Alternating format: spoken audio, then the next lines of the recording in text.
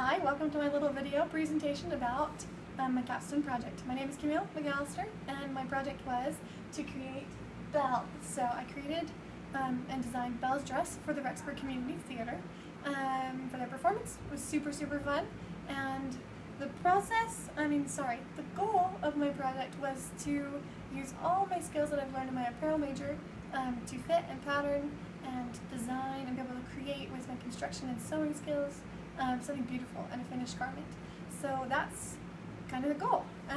So the process starts with designing, and when you're working with a client, which I was, you want to start with what their idea of a design would be. So it's my job to sketch a design kind of based on whatever feedback they have originally, an original idea. So Anne, who is the director of the cast for Beauty and the Beast, only said that she handed me a pattern and said we kind of want it to look like this, and it was kind of the more new Disney Belle dress, so it's kind of like this.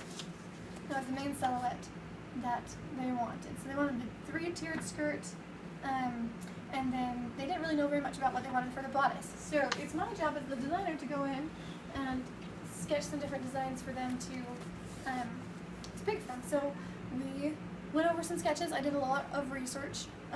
Disney-based Beauty and the Beast in 1760s provincial France, and so this bodice here was based very much off of that time period. Lots of Madame de Pompadour came into that research, so we chose that bodice and ran with it. So after we had a design meeting with the director, I had a sketch and I had a list of notions, which are the pieces of the gown, so snaps and zippers and ribbons, whatever fabric, interfacing, whatever has to go into the gown.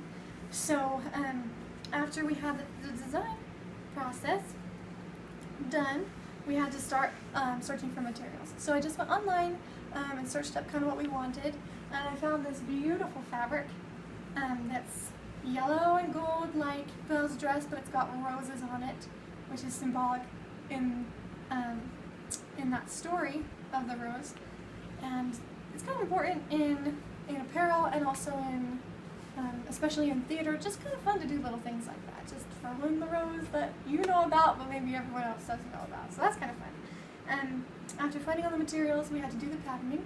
The process for that was I had my actress come in and took all her measurements, and then I found a pattern that we already had in the costume shop that was kind of like what I wanted, and I traced it off in her size and kind of did some changes, and then made it repatterned to make it look like what we wanted it to look like in our design. So then we cut out the fabrics and we started the construction process. The meaning of the construction process is just to, like you can see here, we've got the back and the front and the sides and the sleeves. You just start basting them together, which is when you use a longer stitch length. It's kind of temporary, just to make sure your fit is right. So yeah, we just started there, and this is kind of what we came up with. So here's the bodice in the very first, and then we added sleeves, started sculpting the lace. That's just a picture of the lace sculpting process, and then this is the finished lace sculpting process, and you put it on the machine and then stitch the lace down. We use a monofilament thread, which is an invisible thread. It's fishing line. So that was kind of fun.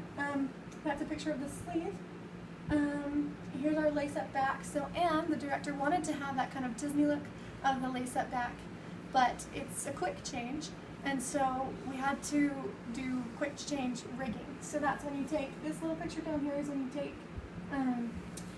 a piece to make it so that the actress can run off, and then someone can help her change and run back on within a minute and a half is what this actress had to do. So there's a big heavy-duty zipper up the back, which comes and splits the whole dress open, and then she steps in, you zip it up, and you lay the lace up back, you snap it on, and then she's ready to go, and she's on stage. So that was super fun to have to think through the patterning of that and to rig it that way. So next we just have pictures of the skirt, kind of huge. There was 40 yards of fabric in the skirt alone, and it was a heavy skirt. It was super fun though.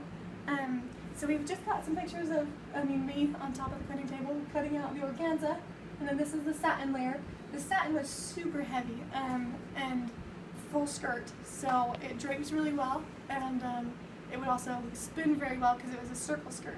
So, and then the organza goes over it. So this picture is called gathering over a cord. When you have something that's too heavy, you can't gather it over with regular stitches like you normally would. You do a basting stitch and pull it, which gathers the fabric. But because of the fabric being heavy, we have to use a very thicker thread, and you do a zigzag stitch over the thicker thread, and then two of them. In this picture you can see two of them, and then you pull it on that and it gathers the fabric up. So then we stitched it onto a waistband, which there's not a picture of that on here. But then we did the waistband and the bodice separate, not the waistband, the skirt and the bodice separate, and then sewed hooks and eyes inside the bodice and on the skirt to attach them together. So it looked like a whole piece of, like a whole entire dress, but it was two pieces. So here's the picture of our finished product. I'm very, very proud of it. I think my favorite part is probably the lace on the top.